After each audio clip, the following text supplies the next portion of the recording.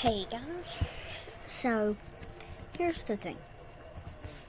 Our dog, named Lily, had something very bad. Cancer. So today, had to take her to the hospital. We had bad things. So bad that as soon as they told me that they had to put her asleep, I busted crying. Busted. And I was crying for a solid 30 minutes. Because we've had her for longer than I've been alive. Yeah, and I'm 8 years old.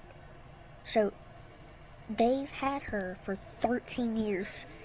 And she was 105 years old. And she was the sweetest dog you could ever ask for. And today she passed away. Yeah. So I was crying for a solid 30 minutes, and yeah. I'm still very sad. She's buried in the backyard.